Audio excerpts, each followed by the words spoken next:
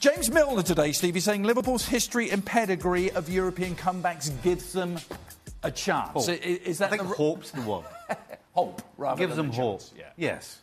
But, again, unfortunately, they're playing against a team that is a good team, but they have a guy called Messi. And that is where the hope begins to diminish as well. You know, it would be an absolute miracle if Liverpool were to knock Barcelona out of this Champions League, being 3-0 down. I think it would be bigger than when Barcelona beat PSG. Way beyond the Istanbul miracle? Way beyond that? I mean, or are we talking something similar here?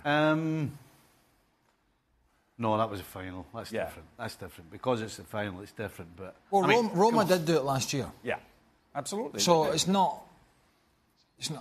improbable, but not impossible, is the way I would put it.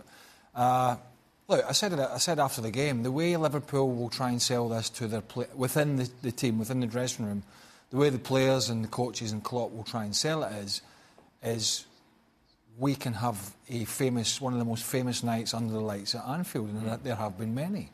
But that's how you have to. If you want to try and stay positive, that's what you have to do. You've got to talk about early goals. You've got to talk about pressurising them. You've got to talk about Messi having an off night, which is unlikely. But you've got to try and sell it within your squad as that kind of profile to try and give yourself a little bit of hope that the fans turn up and, you know, how many Anfield halls now, and that they absolutely hope that there's going to be an early goal goes Liverpool's way, and all of a sudden they can put a bit of pressure on. I think, unfortunately for Liverpool, those types of miracles we're talking about, Barcelona's been involved in both sides of the story. Yeah. You know. Coming back against PSG. Yeah. And then, so if I'm Valverde, the only thing I'm talking about before the game is, right, you know how it can go. It can go that way or it can go that way. And that will keep them on their toes, no question. Just to go back to Messi, just really briefly, because we've eulogised about him and said, put it into words fantastically well there, is that he's got to a stage where when you watch a big game, or any game, but particularly a big game when Messi's playing, if he doesn't do something that is out of this world, you kind of come away disappointed. Yeah.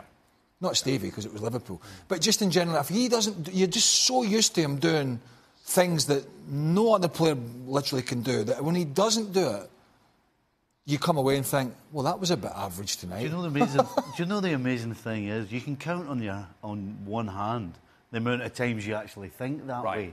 I mean, this guy holds himself to an incrable standard. By the way, I didn't like the rolling about, by the way. The only thing I didn't like was the rolling about with the stupid... It was a stupid challenge from Milner on the sideline, but it was almost Neymar-esque the way he was rolling around, so I didn't... That was Stuart, somewhere between improbable and impossible is what Liverpool's task appears to be at Anfield. How would you set about this task if you were them, if you were Jurgen Klopp?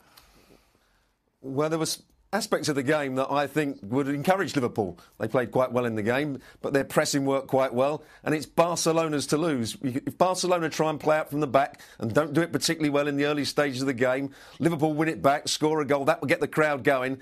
That's the only way I can see Liverpool winning. If Barcelona get their tactics wrong, play too many balls into midfield when they're tightly marked, and Liverpool win back possession in good areas. That's the only way I can see Liverpool getting a winner in this game by the 3 goals they need.